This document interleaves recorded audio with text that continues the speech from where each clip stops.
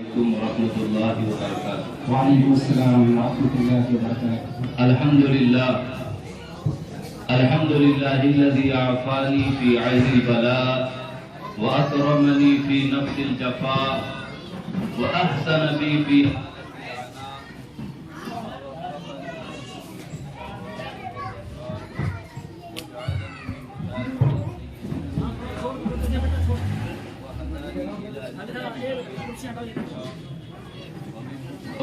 أثار الأولياء ومحب العلماء والصلحاء، والصلاة والسلام على سيد السادات دافع البليات والآفات داعي الخيرات والحسنات والبركات. أما بعد، فأعوذ بالله من الشيطان الرجيم. بسم الله الرحمن الرحيم. ألا إن أولياء الله لا خوف عليهم ولا هم يحزنون. صدق الله العظيم وصدق رسوله النبي الأمين الكريم، ونحن على ذلك لمن الشاهدين والشاكرين والحمد لله رب العالمين.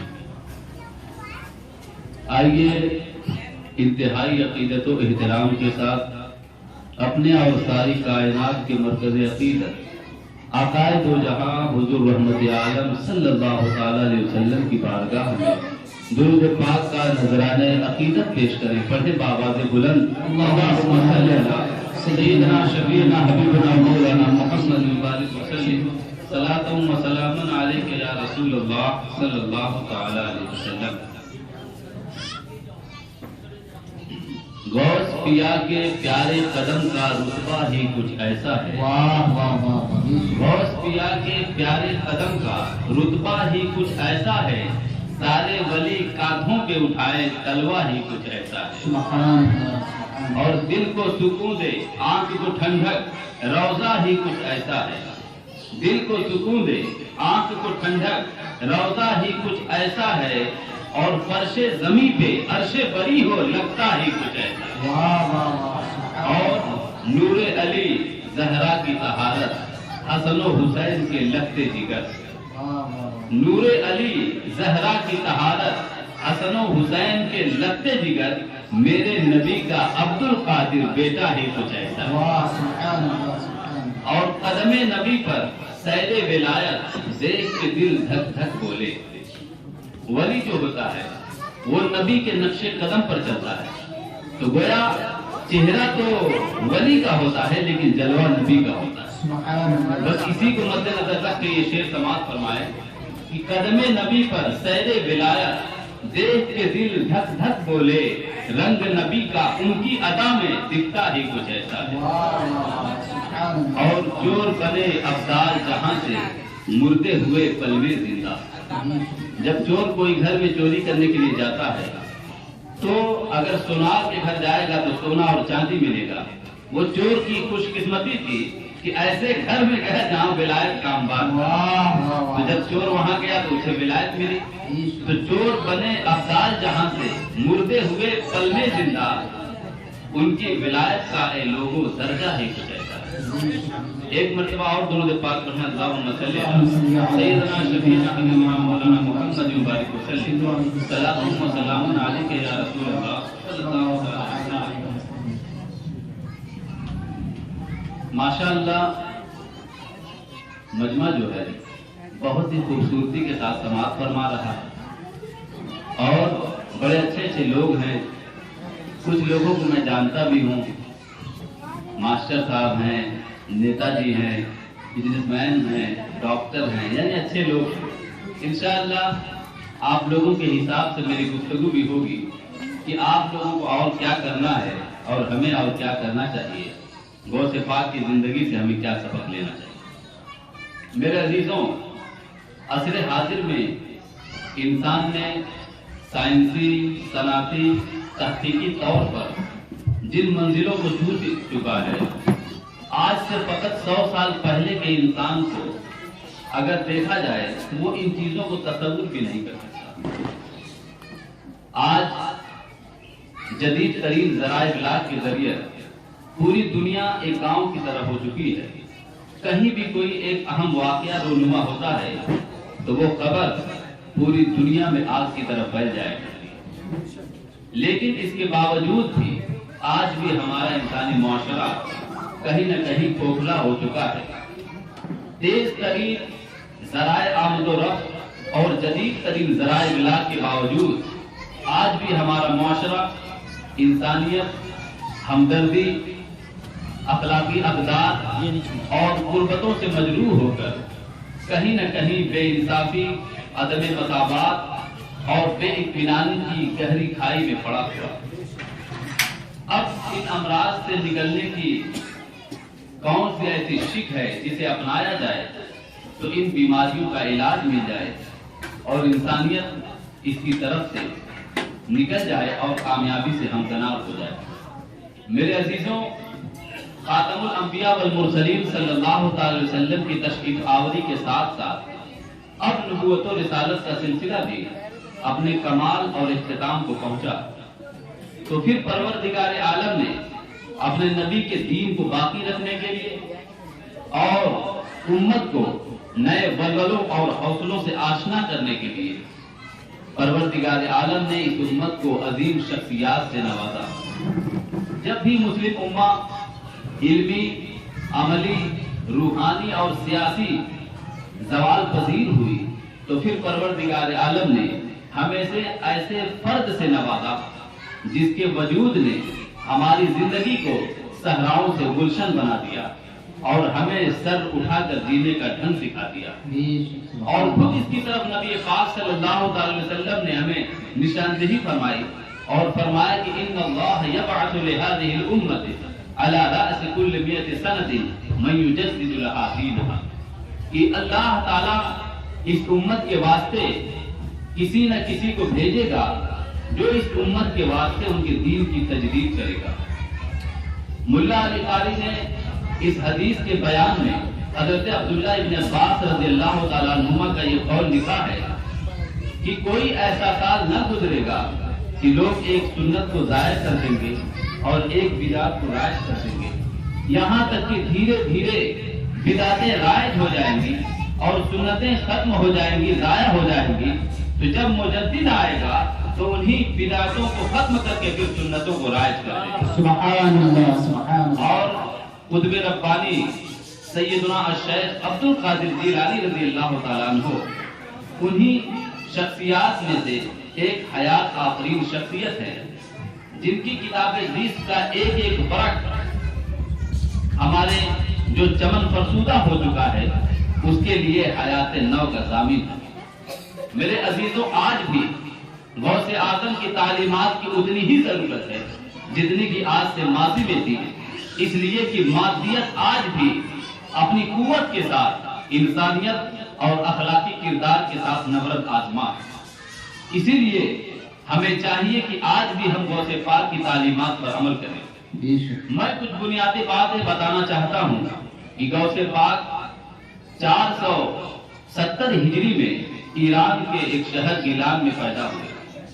آپ کے والد ماجد کا نام ابو موسیٰ صالح جنگی دوست، ابو صالح موسیٰ جنگی دوست، اور آپ کی والدہ کا نام ام الخیر فاطمہ ثانی ہے۔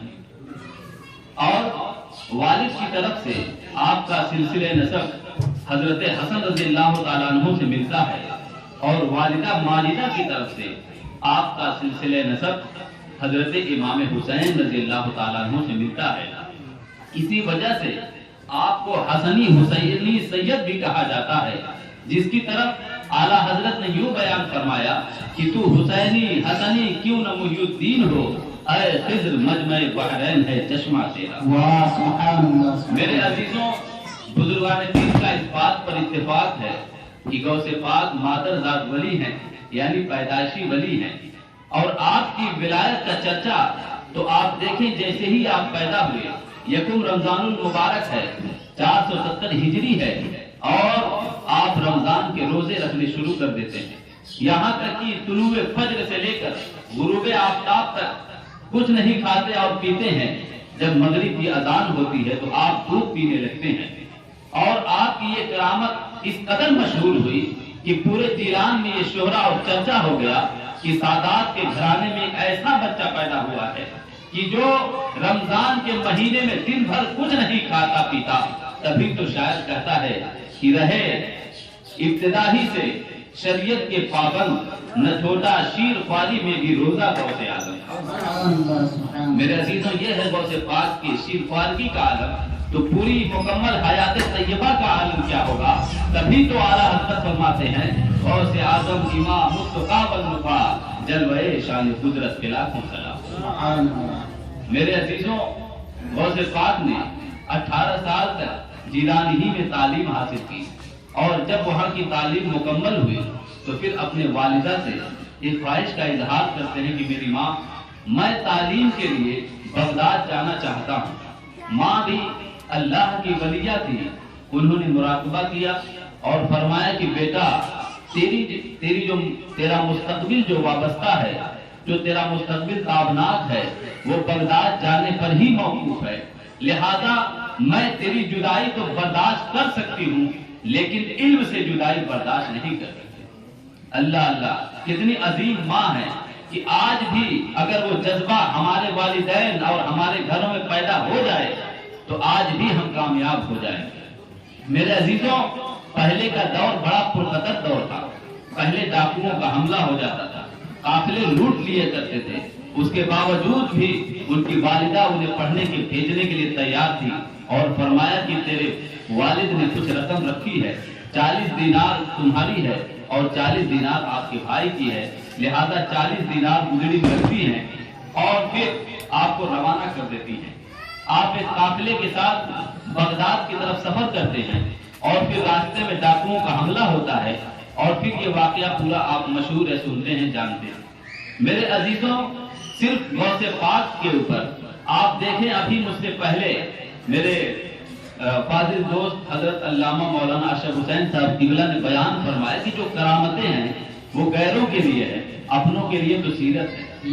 تو آپ سیرت کے اس پہلو پہ غور کریے کہ غوث پاک کی عمر 18 سال کی ہے، 18 سال کے نوجوان ہیں، اور علم کی تڑپ اتنی ہے کہ پرخطر ماحول ہے، راستہ بھی سیف نہیں ہے، اس کے باوجود بھی اپنی والدہ سے کہتے ہیں کہ ماں، مجھے پڑھنے کے لیے بغداد جانا ہے۔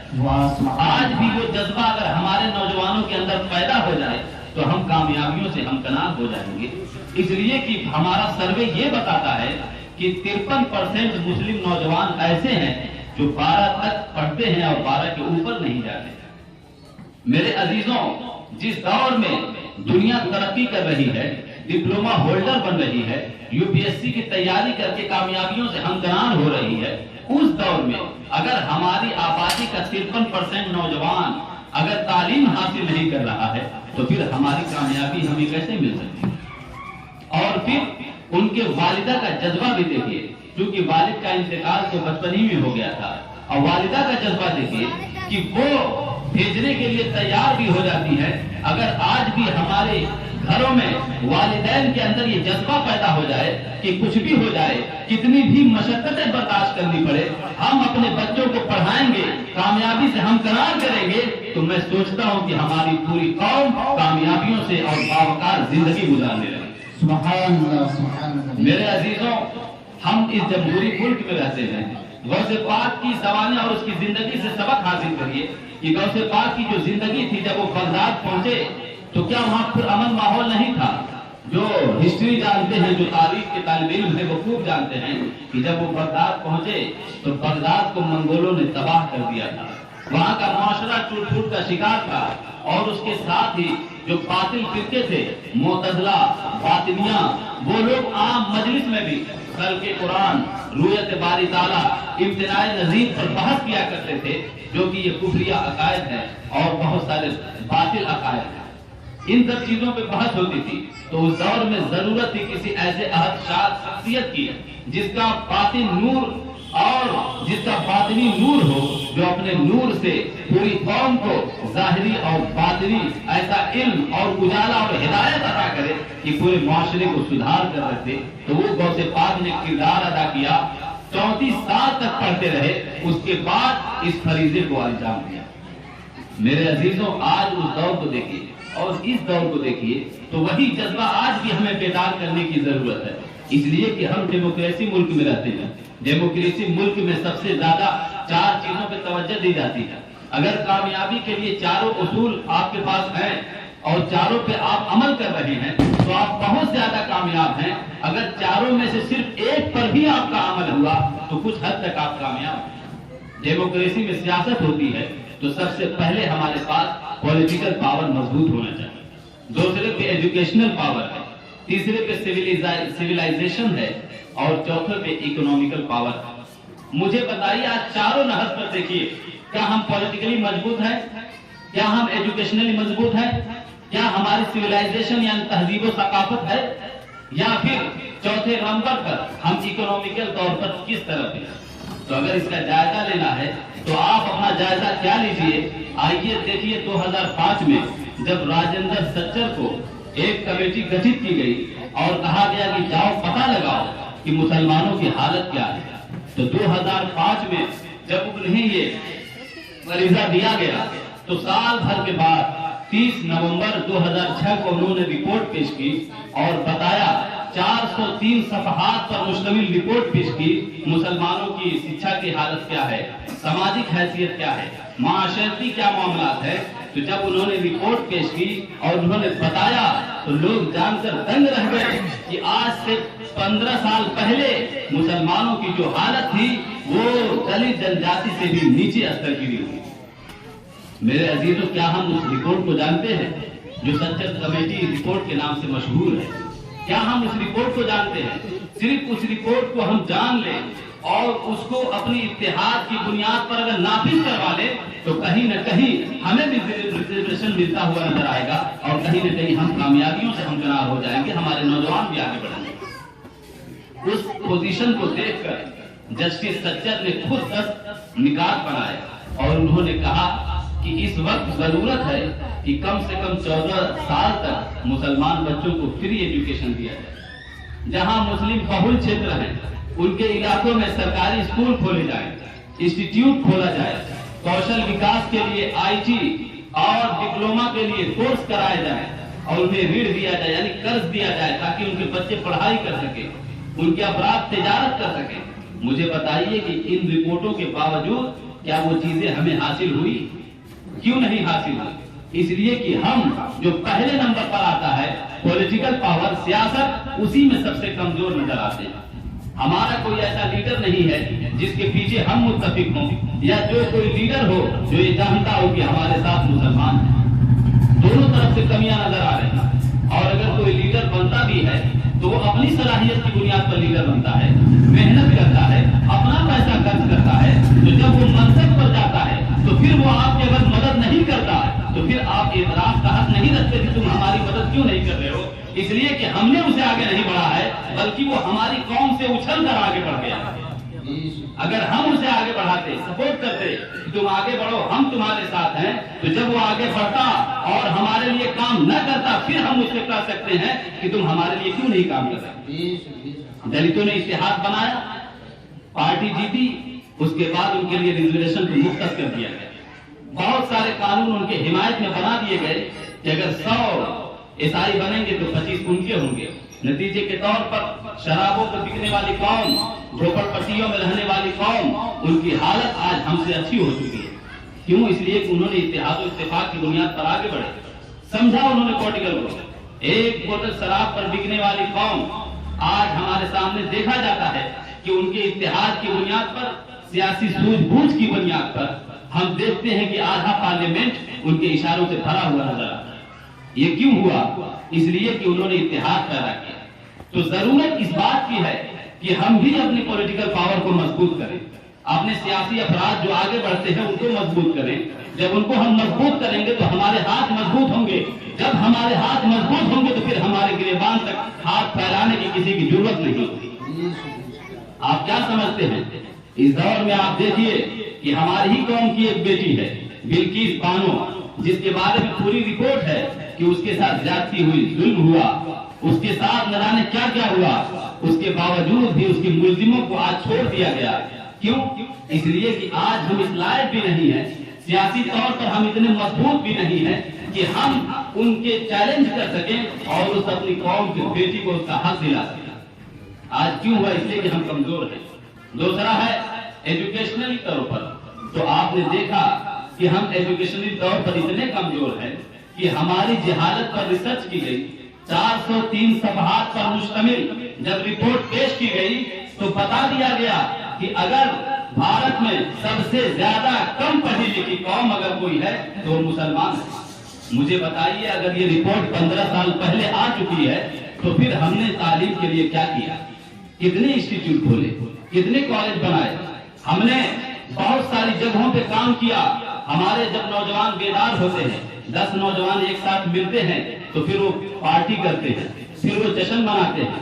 ہمارے جو امیر لوگ ہیں وہ جب خوش ہوتے ہیں تو میرج ہال بناتے ہیں، جب وہ خوش ہوتے ہیں تو دکان کھولتے ہیں، مارکیٹ بناتے ہیں، آمدنی کا ذریعہ بناتے ہیں۔ میرے عزیزوں، کیا ہمارے امیر لوگ اس بات کو نہیں سمجھتے کہ جب ہم تعلیمی طور پر اس وقت زبوحالی کا شکار ہیں تو ہمیں مارکیٹ اور بلڈنگ بنانے سے زیادہ انسٹیٹیوٹ کھولنا چاہیے، اسکول اور کالج کھولنا چاہیے، جہاں پر ہم اپنے بچوں کو پڑھا کر اسے کامیابیوں سے ہمکنار کر سکیں۔ اس دور کی سب سے بڑی ضرورت ہے کہ ہم اپنے بچوں کا خیال کریں، ہم اپنے بچوں کے ساتھ ساتھ اپنی پوری قوم کا خیال کریں۔ کیوں؟ اس لیے کہ ایک وہ رشتہ ہے جو ہمارے خون کا رشتہ ہے، ہمارے بچوں سے، ہمارے والدین سے، لیکن ایک وہ رشتہ وہ ہے جو نبی نے ہمیں عطا کیا ہے، اور نبی نے فرمایا کہ ہر کلمہ پڑھنے والا مسلمان تمہارا بھائی ہے۔ لہذا جب سارے مسلمانوں کو اللہ کے رسول نے بھائی قرار دے دیا تو ہمیں سارے بھائیوں کے بارے میں غور و فکر کرنا چاہیے۔ اور پھر واضح طور پر فرمایا من اصبح ولم يهتم بامور المسلمين فليس منا، جس نے صبح کی اور مسلمانوں کے بارے میں غور و فکر نہیں کیا وہ ہم میں سے نہیں۔ میرے عزیزوں، اس کا مطلب کیا ہے؟ ہم سوچتے ہیں کہ ہم مسلمان ہیں، نبی کے فرما بردار ہیں، لیکن اگر ہم ہر صبح اٹھتے ہیں صرف اپنے بارے میں غور و فکر کرتے ہیں، اپنے معاشرے کے بارے میں غور و فکر نہیں کرتے، اپنے سماج کے بارے میں غور و فکر نہیں کرتے، مسلم امہ کے بارے میں نہیں سوچتے، ان کے مستقبل کے بارے میں غور و فکر نہیں کرتے، تو نبی نے فرمایا کہ وہ مسلم سوسائٹی کا ممبر نہیں ہے۔ کیا ہماری آنکھیں نہیں کھلیں گی؟ کیا ہم بیدار نہیں ہوں گے؟ کیا ہم اسی طرح ذلت و رسوائی کی چکی میں پیستے رہیں گے؟ یاد رکھیے، اگر کسی قوم کا ایک فرد کامیاب ہوتا ہے تو پھر یہ کہا جائے گا یہ ڈاکٹر تو ہے لیکن جاہل قوم کا ڈاکٹر، یہ انجینئر تو ہے لیکن کم پڑھے لکھے لوگوں میں ایک انجینئر ہے۔ مجھے بتائیے کہ درس سماج میں کیا پہلے پڑھے لکھے لوگ نہیں ہوتے تھے، ایک ساتھ جھکا ملا کرتے تھے، لیکن قومی اعتبار سے ان کی عزت کیا ہوتی تھی کہ گاؤں میں جو رہنے والے ہیں وہ جانتے ہیں کہ کبھی جب غصہ ہوتے تھے کوئی ان کی آبادیوں کو توڑ دیا کرتا تھا، کوئی ان کے جھوپڑ پٹیوں میں آگ لگا دیا کرتا تھا، کوئی مار کے بھگا دیا کرتا تھا، اس لیے کہ ایک ایک فرد کامیاب ہوتے تھے، مجموعی طور پر پوری قوم کامیاب نہیں تھی، اس وجہ سے قومی اعتبار سے ان کی عزت نہیں تھی۔ آج وہی حال مسلمانوں کا ہے، جگہ جگہ مار دیا جا رہا ہے، ستایا جا رہا ہے، ٹی وی پہ آ کے ڈیبیٹ میں بھی کچھ بول دیا جا رہا ہے، کہیں سے کچھ بول دیا جا رہا ہے۔ کیوں؟ اس لیے کہ قومی اعتبار سے ہم مضبوط نہیں ہیں۔ اور رپورٹ بھی بتا دی، رپورٹ ہمیں آئینہ دکھا رہی ہے آج سے 15 سال پہلے کی، اور اب تو حالت اور بھی بری ہو چکی ہوگی۔ آپ اپنے معاشرے کا جائزہ لیجئے کہ اگر باپ سرکاری سروس میں تھا تو بیٹا سرکاری سروس میں نہیں ہے، بیٹا باپ کامیاب تھا بیٹا اس راستے پہ نہیں چل رہا ہے۔ آخر ہمارے اندر یہ زبوحالی کیوں آ رہی ہے؟ ہم غور و فکر کیوں نہیں کر رہے؟ کیا ہم ذلیل و رسوا ہونے کے لیے پیدا ہوئے ہیں؟ ہرگز نہیں۔ ایک بنیادی بات سوچ لیجئے کہ کوئی بھی ملک ہو اسے ایک 3rd کلاس کے لوگوں کی ضرورت پڑا کرتی ہے، وہ 3rd کلاس کے ہر ملک کو ضرورت پڑا کرتی ہے، یا تو اس ملک کے لوگ کریں گے یا پھر دوسرے ملک سے بلائے جائیں گے۔ آپ دیکھیں سعودی عربیہ، کوئی بھی عربی گھر میں جھاڑو نہیں لگاتا، نالی صاف نہیں کرتا، نتیجے کے طور پر جو غریب ممالک ہیں وہاں سے بلائے جاتے ہیں ہیلپر، وہ لوگ کام کرتے ہیں، سڑکوں پہ جھاڑو لگاتے ہیں۔ کیوں؟ اس لیے کہ ہر ملک کو 3rd کلاس کی ضرورت پڑتی ہے۔ ہمارے ملک میں بھی دیکھیے کچھ لوگ جھاڑو لگاتے ہیں، نالیوں کو صاف کرتے ہیں۔ آج سے 10 سال پہلے ان کی اکثریت کا جائزہ لیجئے تو پتہ چل جائے گا کہ کس قوم سے اس کا تعلق تھا۔ لیکن یاد رکھیے، اگر ہم نے تعلیم حاصل نہیں کی اور ہم آگے نہیں بڑھے تو ایک سطح ہوتی ہے، جب وہ قوم سطح سے اوپر جائے گی تو ان کی جگہ خالی ہوگی، جو ان پڑھ قوم ہوگی وہی اس جگہ ہو جائے گی۔ مطلب کہ ہمارے بچے آگے چل کر نالیاں صاف کرتے ہوئے نظر آئیں گے، جھاڑو لگاتے ہوئے نظر آئیں گے، اگر ہم نے اپنی آنکھیں نہیں کھولی اور ہم بیدار نہیں ہوئے۔ آپ صرف لکھنؤ کا جائزہ لیجیے، روڈ پر کھڑے ہو جائیے، مجھے بتائیے کہ کتنے لوگ آٹو رکشہ چلانے والے ڈرائیور کتنے مسلمان ہیں؟ آپ دیکھیں گے کوئی داڑھی رکھ کے بیچارہ آٹو چلا رہا ہے، کوئی ٹوپی لگا کے آٹو چلا رہا ہے اور وہاں پر پولیس والوں کی گالیاں بھی سن رہا ہے, لوگ انہیں تانے بھی دیتے ہیں. آج وہ کیوں اس ذلت میں جا رہا ہے؟ آٹو چلانا ایک جائز کام ہے, حلال رزق ہے, لیکن جو ایک لیول ہوتا ہے وہ لیول کا کام نہیں ہے, وہ روڈ کا کام ہے. وہ لوگ گالیاں بھی سنتے ہیں, باتیں بھی سنتے ہیں, لاٹھیاں بھی کھاتے ہیں, ان کا کوئی وقار نہیں ہے معاشرے میں. اور وہی آٹو بنانے والا جو انجینئر ہے اس کا بہت بڑا وقار ہے. آپ ایجنسیوں میں دیکھ لیجیے, جو ایک ورکر باہر دھوپ میں کام کرتا ہے, پسینہ بہاتا ہے, وہ 300 پاتا ہے, لیکن وہی جو آفس میں بیٹھ کے قلم چلاتا ہے وہ 3000 اور 30,000 بھی کماتا ہے. تو فرق علم کا ہے, فرق صلاحیت اور لیاقت کا ہے. تو وہ صلاحیت ہمیں اپنے اندر پیدا کرنا ہے. اور قومی اعتبار سے اگر ہم آگے نہیں بڑھے تو پھر ہم میں کا کوئی فرد کامیاب بھی ہو گیا تب بھی باوقار قوم ہم نہیں کہلائیں گے. ذلت و رسوائی سے ہمیشہ ہم خراب ہوتے رہیں گے. اگر ہمیں کامیاب ہونا ہوگا تو ہمیں قومی اعتبار سے آگے اٹھنا ہوگا, پورے قوم کے بارے میں سوچنا ہوگا. جس طرح ہم اپنے مال کی زکات نکالتے ہیں 2.5%, اسی طرح اپنے علم کی زکات نکالنا ہوگا. جو سیاسی لوگ ہیں وہ سیاسی طور پر مدد کریں گے, ایک دوسرے کی جہاں بھی ضرورت پڑے گی وہ مدد کرتے ہوئے نظر آئیں گے کہ اپنا بھائی ہے ہم اس کی مدد کریں گے. آج ذات برادری کی بنیاد پر بھی بہت مدد کیا جاتا ہے. میرے عزیزوں, بحیثیت مسلمان ایک مسلم امہ ہے جس کو نبی نے فرما دیا کہ تمام مسلمان بھائی ہے, تو ہر فرد کی ضرورت ہے کہ دوسرے فرد کی مدد کرتا ہوا نظر آئے. سبحان اللہ. جب تک اس کو ہم نہیں کریں گے ہمیں عزت نہیں ملے گی, ہمیں وقار نہیں ملے گا. اگر باوقار رہنا ہے, مجھے بتائیے کہ پوری دنیا میں یہودیوں کی تعداد کتنی ہے؟ ذرہ برابر ان کی تعداد ہے. ایک چھوٹا سا ملک ہے, کچھ لاکھ ہیں, لیکن پوری دنیا میں کسی کی مجال نہیں ہے کہ کسی یہودی کی داڑھی میں کوئی ہاتھ ڈال دے. اگر کچھ ہو جائے تو پورے ملک کو آفیشیلی معافی مانگنا پڑتا ہے. کیوں؟ اس لیے کہ انہوں نے اپنا باعث قوم باوقار بنایا. ان کا اسرائیل کا کوئی بھی نوجوان ہو اسے نوکری دی جاتی ہے, وہ پہلے ملٹری میں 10 سال 15 سال کام کرتا ہے, پھر اس کے بعد وہ بزنس کرتا ہے. ہر لوگوں کو پہلے تہذیب و ثقافت سکھائی جاتی ہے. اگر وہ بچہ 7 سال کا جب ہو جاتا ہے, اسلام نے کہا کہ 7 سال ہو جائے تو بچے کو مسجد بھیجو, اور وہ 7 سال تک کیا کرے گا؟ وہ اپنی تہذیب و ثقافت کو سیکھے گا. لیکن ہمارے بچے تو کچھ نہیں سیکھتے. اگر مدارس نہ ہوتے تو بچے قرآن بھی نہیں پڑھ پاتے. اور پھر آپ دیکھیں یہودیوں کے بچے 7 سال میں اپنی تہذیب کو, یعنی اپنی سویلائزیشن کو, اپنی تہذیب و ثقافت کو سیکھتے ہیں. اس کے بعد چاہے کتنے بھی بڑے آدمی بن جائے, کوئی سائنسداں بن جائے, کوئی ایڈوکیٹ بن جائے, کوئی جج بن جائے, لیکن اپنی تہذیب کو نہیں چھوڑتا. اسے اس کے دین کا پورا علم ہوتا ہے. لیکن ہمارے وہاں کیا عالم ہے کہ اگر مسلمان کوئی ڈاکٹر یا انجینئر بڑا بن جاتا ہے تو پھر وہ اپنے دین کو معذرت خواہانہ انداز میں دیکھتا ہے. ہفتے میں صرف ایک نماز پڑھ لے گا, وہ بھی ایسا ڈریس پہن کے جائے گا کہ اس میں نماز بھی نہیں ہوگی, کہیں پیچھے سے کچھ اور دکھ رہا ہوگا, ہاف ٹی شرٹ پہن کے جائے گا, مطلب کہ دین پہ کوئی عمل نہیں. تو میرے عزیزوں, مردہ ذہن کے لوگوں سے اسلام زندہ نہیں ہوتا. اور نہیں صرف اسلام نماز پڑھنے کا نام, اسلام دین فطرت ہے. ہر دور میں جینے کا طریقہ اسلام بتاتا ہے. اور ہمارے پاس جو قرآن ہے وہ ایک زندہ کتاب ہے, اور اس میں ہر جگہ یہ علم کی طرف روشنی ڈالی گئی ہے. یہاں تک کہ جب قرآن کی پہلی آیت نازل ہوئی تو اقرا نازل ہوئی, یعنی پڑھیے. تو جو قرآن ہم پر نازل ہوا, جس کتاب کو ہم پڑھتے ہیں, جو ہمارے نبی میں کتاب نازل ہوئی, وہ پہلی آیت اقرا ہے پڑھنے کے نام سے. اس کے باوجود بھی ہم اس نبی کا کلمہ پڑھتے ہیں اور پڑھائی سے دور ہیں. مجھے بتائیے کہ کیا ہم کلمے کے حق کو ادا کر رہے ہیں, یا ہم قرآن کے حق کو ادا کر رہے ہیں؟ ہمارے گھروں میں قرآن کب کھلتا ہے؟ جب کسی کا انتقال ہو جائے, 30 یا 40واں ہو.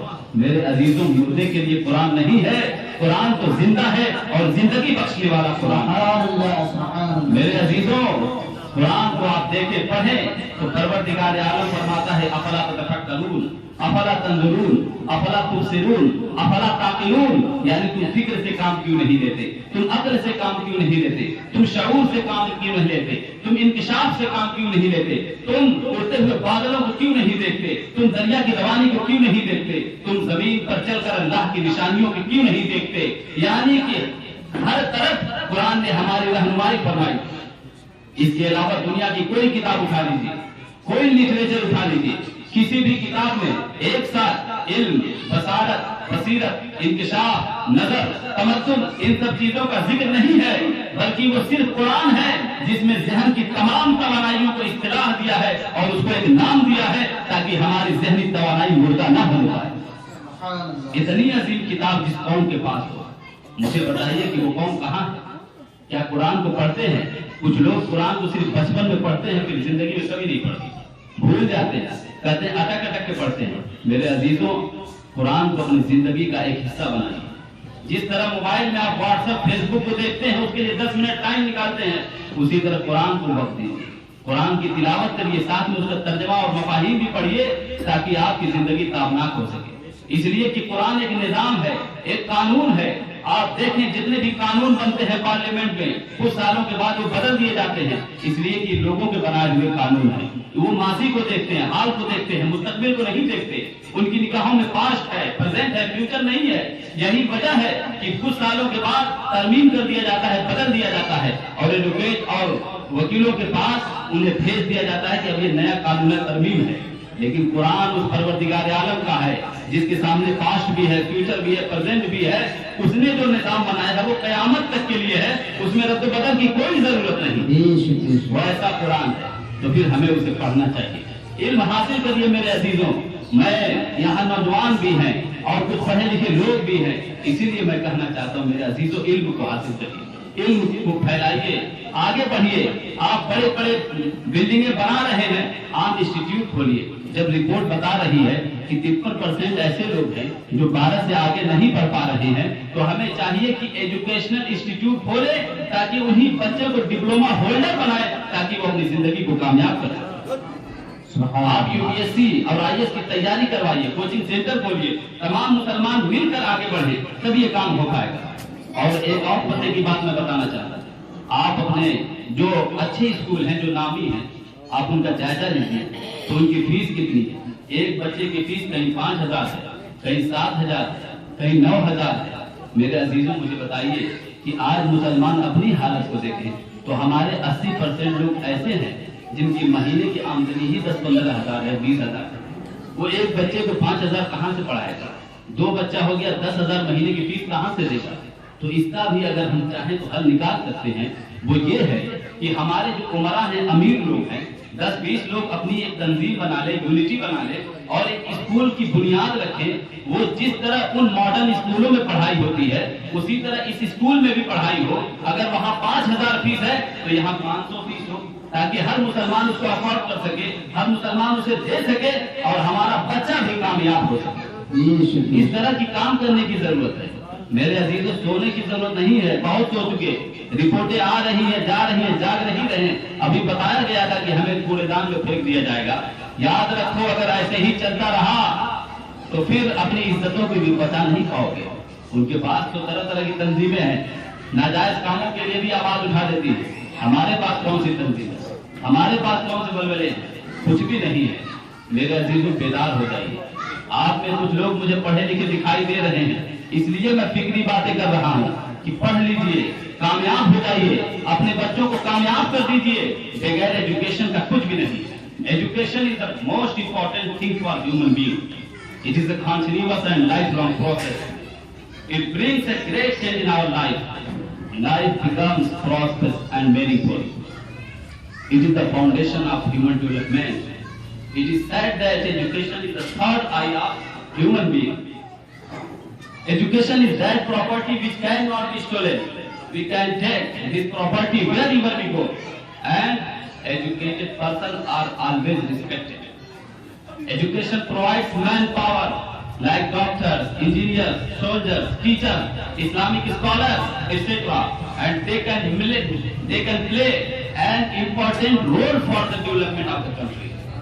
An educated person burden for the country. An educated person can solve any problem easily and efficiently. He can find out what is good and what is bad.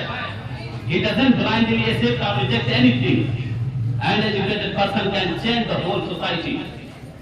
They are always involved in creative works. And education is like a candle which makes the dark place bright. And you can say education is like a light. Who will come near it, he will be the bright star of the world. Education کیا ہے؟ تعلیم کیا ہے؟ ایک روشنی کی طرح ہے۔ اگر کوئی تعلیم یافتہ فرد ہے تو وہ اپنی پریشانیوں کو آسانی سے حل کر سکتا ہے۔ تعلیم ایک نور ہے جو اس کے پاس جاتا ہے، پھر وہ آفتاب و مہتاب کی طرح دنیا میں چمکنے لگتا ہے۔ اب فیصلہ آپ کو کرنا ہے کہ دنیا میں ذلیل ہونا ہے یا پھر کامیابیوں سے ہمکنار ہونا. اپنے آپ کو بیدار کریے، اپنے بچوں کو پڑھائیے، اپنے بچوں کے ساتھ ساتھ اپنے گلیوں کے بچوں کو بھی پڑھائیے. اگر آپ نے ایسا کر لیا تو پھر آج سے 5-10 سال کے بعد ہم دیکھیں گے کہ ہم باوقار قوموں میں شامل ہو جائیں گے اور پھر ہمیں کوئی ذلت و رسوا نہیں کرے گا. میرے عزیزوں، سوچنے کی بات ہے، فکر کرنے کی بات ہے، غور و فکر کریے، اپنے آپ کو کامیاب بنائیے. بس انہی باتوں کے ساتھ میں اپنی تقریر کو ختم کروں گا. وآخر دعوانا الحمدللہ رب العالمین. السلام علیکم ورحمۃ اللہ.